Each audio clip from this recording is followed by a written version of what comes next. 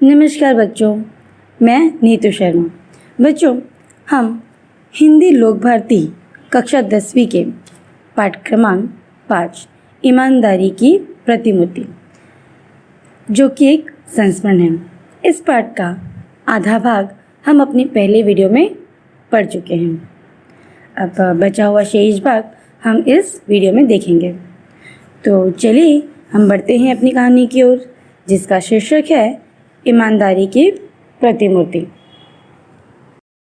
बच्चों, जैसा कि हमने अपनी पहले वीडियो में देखा कि लाल बहादुर शास्त्री देश के प्रधानमंत्री होने के बावजूद सरकार द्वारा दी गई गाड़ी का उपयोग अपने निजी उपयोग के लिए नहीं करते थे। लेकिन हाँ, एक बार उनके बच्चों से उस गाड़ी का उपयोग किया गया, लेकिन उन्होंने उसका भी हिसाब रखा, जबकि यह मामूली सी बात थी। लेकिन शास्त्री जी ने उनके बच्चों ने उस गाड़ी का जितना भी उपयोग किया उसका भी हिसाब रखा, और पेट्रोल के जो भी पैसे खर्च हुए उसको भी उन्होंने जमा करवा दिए। तो बच्चों, यहाँ उनकी ईमानदारी झलकती है, इसीलिए तो उन्हें ईमानदारी की प्रतिमूर्ति कहते हैं। आगे देखिए बच्चों, याद आते हैं बचपन के वे हसीन दिन। लेखक कहते हैं कि उन्हें बचपन के वे हसीन दिन, वे पल जो उन्होंने बाबूजी के साथ बिताए हैं, वे सब याद आते हैं। वे अपना व्यक्तिगत काम मुझे सौंप देते थे और मैं कैसा गर्व अनुभव करता था। एक होड़ थी जो हम भाइयों में लगी रहती थी, किसे कितना काम दिया जाता है और कौन उसे कितनी सफाई से करता है ना बच्चों। ये हमारे साथ भी होता है। जब घर में 2 भाई बहन हो या 2 भाई हो, अगर किसी बड़े द्वारा कुछ काम दिया है तो उस काम को करने के लिए आपस में एक होड़ सी मच जाती है। मतलब कौन उस काम को अच्छे से करेगा, अच्छा अपना इंप्रेशन बनाएगा। तो उसी तरह से लेखक और उनके भाई में पिताजी द्वारा दिए गए काम को लेकर होड़ सी मची रहती थी। एक दिन बाबूजी बोले, सुनील, मेरी अलमारी काफ़ी बेतरतीब हो रही है। यानी बाबूजी बुलाकर सुनील को कहते हैं कि मेरी अलमारी काफ़ी बेतरतीब, मतलब मेरी अलमारी यहाँ से वहाँ कपड़े बिखरे हुए हैं और कमरा भी ठीक करना है, तो उसे तुम ठीक कर दो। लेखक कहते हैं, मैंने स्कूल से लौटकर वह सब कर डाला। दूसरे दिन मैं स्कूल जाने के लिए तैयार हो रहा था कि बाबूजी ने मुझे बुलाया। पूछा, तुमने सब कुछ बहुत ठीक कर दिया, मैं बहुत खुश हूँ, पर वह मेरे कुर्ते कहाँ हैं। अब बच्चों, लेखक बताते हैं कि बाबूजी ने उन्हें कमरे की साफ़ सफाई करने के लिए बहुत शाबाशी दी, लेकिन वे अपने कुर्ते के बारे में पूछते हैं। तब लेखक जवाब देते हैं, वे कुर्ता भला कोई यहाँ से फट रहा था, कोई वहाँ से, वे सब मैंने अम्मा को दे दिए हैं। बाबूजी ने पूछा, ये कौन सा महीना चल रहा है। मैंने जवाब दिया, अक्टूबर का अंतिम सप्ताह। उन्होंने आगे जोड़ा, यानी बाबूजी ने आगे जोड़ा कि अब नवंबर आएगा, जाड़े के दिन होंगे, यानी सर्दी के दिन होंगे, तब ये सब काम आएंगे।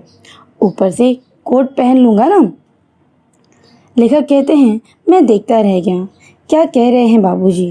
वे कहते जा रहे थे, ये सब खादी के कपड़े हैं, बड़ी मेहनत से बनाए हैं बनाने वालों ने, इसका एक एक सूत काम आना चाहिए। अब बच्चों, यहाँ हम देखते हैं कि लाल बहादुर शास्त्री, उनका जीवन सचमुच में कितना सादगी भरा था। वो एक प्रधानमंत्री होने के बावजूद एक खादी के कपड़े की कीमत अपने बच्चों को किस प्रकार से समझाते हैं, ना कि समझाते हैं, वो उसे अपने जीवन में उसका इस्तेमाल भी करते हैं। वो चाहते तो वो उस फटे हुए कुर्ते को कब का फेंक चुके होते, लेकिन कुर्ता कई जगह से फट चुका है, लेकिन वो कहते हैं कि सर्दी के मौसम में वो काम आएगा और उसके ऊपर से कोट पहन लिया जाएगा। आगे वो कहते हैं कि खादी बनाने में काफ़ी मेहनत लगती है और उसका एक एक सूत काम आना चाहिए, मतलब उसका एक एक धागा काम आना चाहिए। लेखक आगे कहते हैं, यही नहीं, मुझे याद है मैंने बाबूजी के कपड़ों की तरफ ध्यान देना शुरू किया था। क्या पहनते हैं, किस किफ़ायत से रहते हैं, मैंने देखा था। एक बार उन्होंने अम्मा को फटा हुआ कुर्ता देते हुए कहा था, इनके रुमाल बना दो।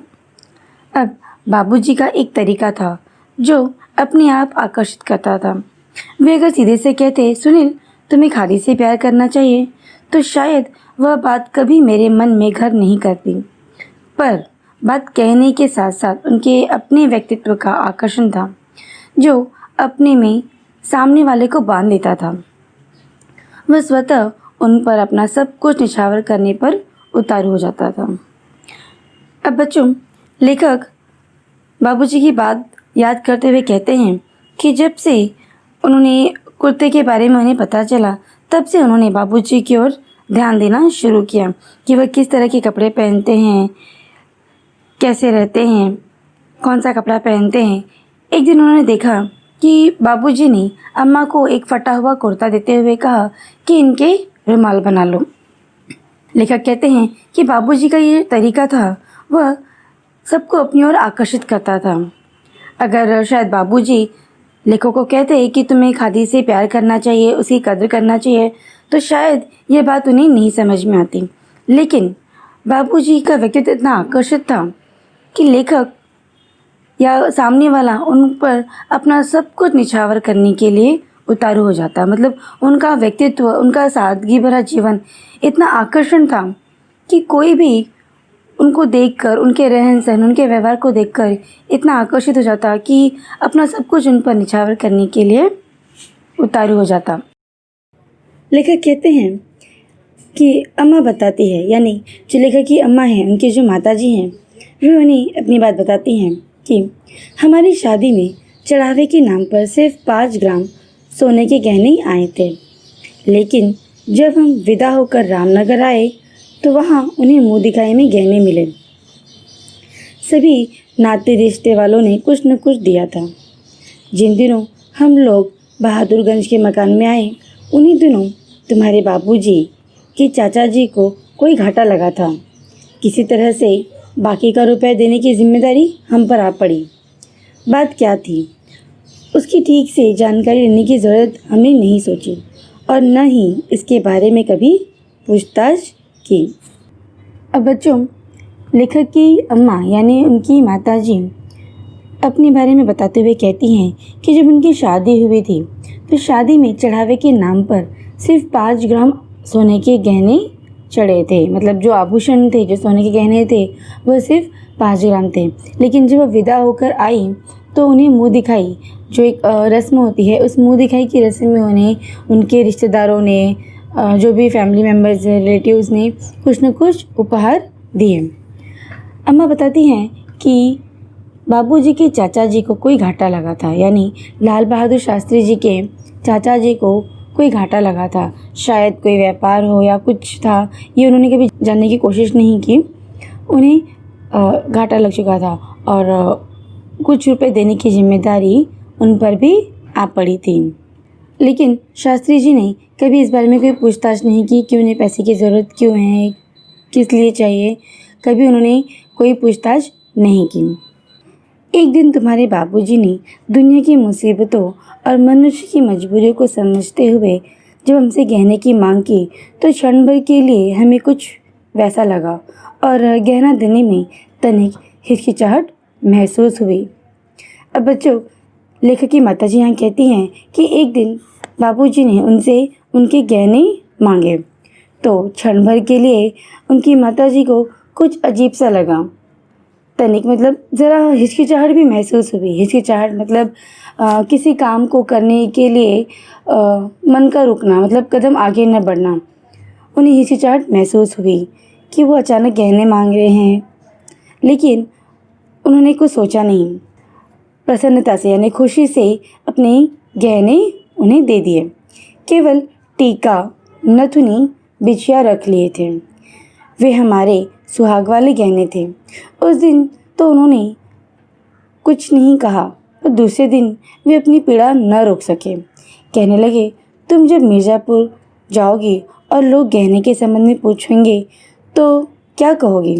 अब बच्चों, यहाँ पे लेखक बताते हैं कि जो बाबूजी हैं, उनकी माँ से जब गहने मांगते हैं तो अम्मा को भी गहने देने में हिचकिचाहट महसूस होती है, लेकिन पति की खुशी के लिए उन्होंने अपने गहने दे दिए।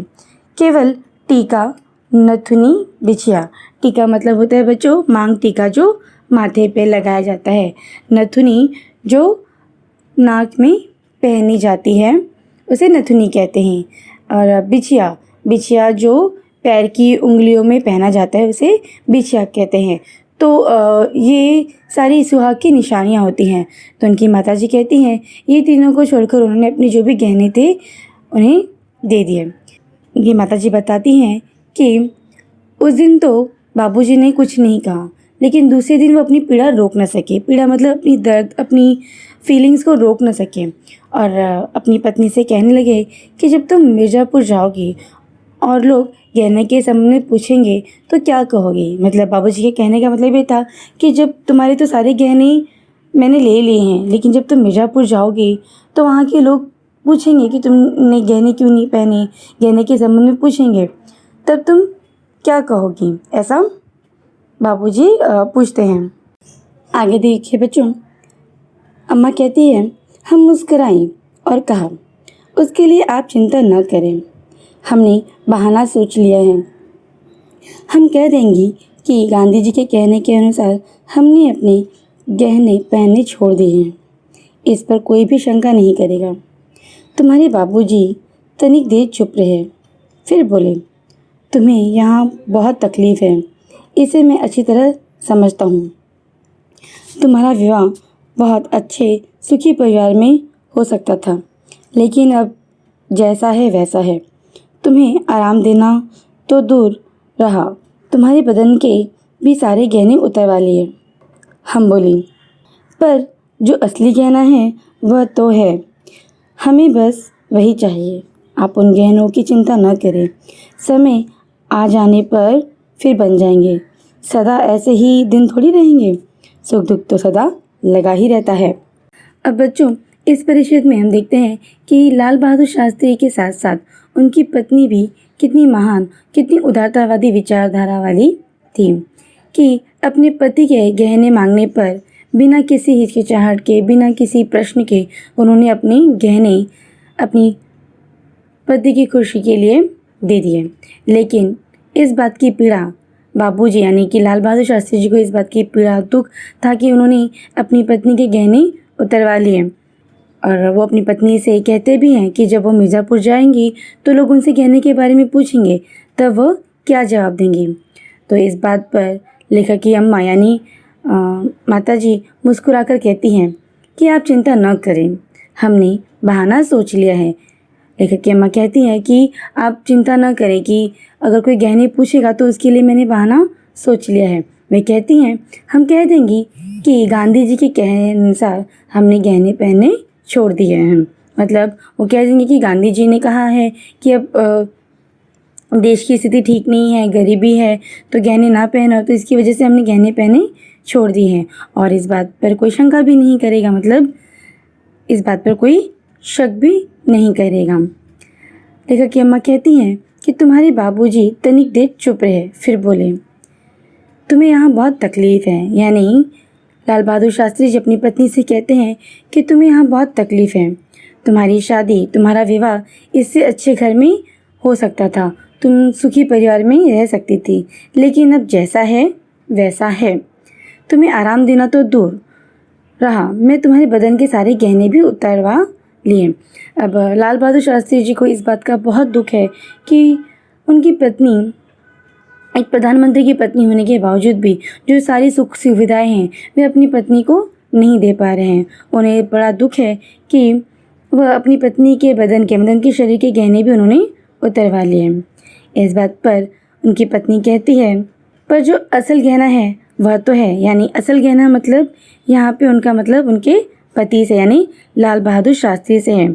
अम्मा कहती हैं कि जो असल गहना एक स्त्री के लिए उसका असली गहना उसका पति ही होता है। तो कहती हैं कि हमारे सारे गहने चले गए तो कोई बात नहीं, जो हमारा असली गहना है यानी जो हमारे पति है वह तो हमारे साथ हैं, हमें बस वही चाहिए, आप उन गहनों की चिंता ना करें। उनकी पत्नी कहती है कि जो गहने गए हैं उसकी चिंता न करें, समय आ जाने पर फिर बन जाएंगे। सदा ऐसे ही दिन थोड़ी रहेंगे, सुख दुख तो जीवन में लगे रहते हैं। शास्त्री जी की पत्नी कहती है कि ये जो ज़िंदगी है सदा ऐसे ही थोड़ी रहेगी, अच्छे दिन भी आएंगे, तो सुख दुख तो जीवन में लगा रहता है, तो उन्हें अपने गहने जाने का ज़रा भी दुख नहीं है। बच्चों, यहाँ हम देखते हैं इस संस्मरण के माध्यम से कि शास्त्री जी के साथ साथ उनकी पत्नी की महानता भी यहाँ कितनी झलकती है। उनकी उदारता, उनकी विचारधारा, उनका सादगी भरा जीवन यह हमें दिखाई देता है। बच्चों, इस संस्मरण के माध्यम से लाल बहादुर शास्त्री के पुत्र यानी उनके बेटे ने अपने पिताजी के सादगी भरे जीवन, उनकी ईमानदारी, उनकी सरलता, उनका व्यक्तित्व, दूसरों के प्रति उनका जो व्यवहार है और अपनी ही जीवन में उन्होंने बहुत सारी चीज़ों को संजो के रखा है और वो उनका व्यक्तित्व जो उनके बच्चों के लिए आज आदर्श बन गई है। अपनी इस संस्मरण के माध्यम से उन्होंने हमारे सामने यह पाठ प्रस्तुत किया है। तो चलिए बच्चों, अब हम इस पाठ का स्वाध्याय देखते हैं। पहला प्रश्न है, इन्हें घाटा लगा था। अब बच्चों, इस पाठ में किसे घाटा लगा था? तो इसका उत्तर होगा लेखक के पिताजी के चाचा जी को घाटा लगा था। ठीक है। दूसरा प्रश्न है, परिच्छेद में आया महापुरुष का नाम, मतलब इस परिच्छेद में किस महापुरुष का नाम आया है? तो इसका उत्तर है महात्मा गांधी। इसी प्रकार से तीसरा प्रश्न है, लेखक घर में यहाँ से घुसे, मतलब लेखक घर में किस तरह से और कहाँ से घुसे? तो इसका उत्तर है लेखक किचन के दरवाजे से घुसे। चौथा प्रश्न है, लेखक हमेशा कल्पना किया करते थे, मतलब लेखक क्या कल्पना किया करते थे? तो इसका उत्तर ऐसे होगा, लेखक बड़ी आलीशान गाड़ी की कल्पना किया करते थे। तो बच्चों, ये जो प्रश्न उत्तर यहाँ मैंने दिए हैं, ये आपको एक शब्द के लिए भी आ सकते हैं या आकृति पूर्ण कीजिए, इस प्रकार से भी इस प्रश्नों के उत्तर आ सकते हैं। अगला प्रश्न है, संजाल पूर्ण कीजिए। अब बच्चों, आकृति में देखो प्रश्न दिया गया है कि शास्त्री जी की स्वभावगत विशेषताएं, मतलब उनका स्वभाव, उनकी क्या विशेषताएं थी? तो इसका उत्तर है ईमानदारी, सादगी, दूसरों की सहायता करना और सरलता, ये उनकी विशेषताएं हैं। इसी प्रकार से दूसरा प्रश्न है, पाठ में प्रयुक्त गहनों के नाम, मतलब इस पाठ में कौन कौन से गहनों के नाम दिए हैं, यह हमें लिखना है। तो पहला है 5 ग्राम सोना, दूसरा टीका, नथुनी और बिछिया। अगला प्रश्न देखिए बच्चों, परिमाण लिखिए। प्रश्न इस प्रकार से है, सुबह 5:30 पौने 6 बजे दरवाज़ा खटखटाने का, मतलब ये जो प्रश्न दिया है सुबह 5:30 पौने 6 बजे दरवाज़ा खटखटाने का क्या परिणाम हुआ? इसका उत्तर है नींद टूटना और बड़ी तेज आवाज़ में बोलना। दूसरा प्रश्न है, 60 पैसे प्रति किलोमीटर के हिसाब से पैसे जमा करवाने को कहा। अब क्यों कहा, इसका क्या परिणाम था? इसका उत्तर है पिता की यह बात सुनकर दोनों भाई वहाँ रुक नहीं सके, कमरे में जाकर देर तक फूट फूट रोते रहे। अगला प्रश्न है बच्चों, निम्न वाक्यों में अधोरेखित शब्द समूह के लिए कोष्ठक में दिए गए मुहावरों में से उचित मुहावरे का चयन कर वाक्य फिर से लिखिए। बच्चों, ये बहुत ही आसान और सरल प्रश्न होता है। यहाँ ब्रैकेट में कुछ मुहावरे दिए होते हैं। अब वाक्य में से सही मुहावरे का प्रयोग कर वाक्य फिर से लिखना होता है। तो चलिए देखते हैं। पहला प्रश्न है, करामत अली हौले से लक्ष्मी से स्नेह करने लगा, मतलब जो करामत अली है वह लक्ष्मी से स्नेह करने लगा। अब यहाँ पर हमें स्नेह करने की जगह पर हमें सही मुहावरे का चयन करके लिखना है। अब इसका उत्तर होगा, करामत अली हौले से लक्ष्मी पर हाथ फेरने लगा।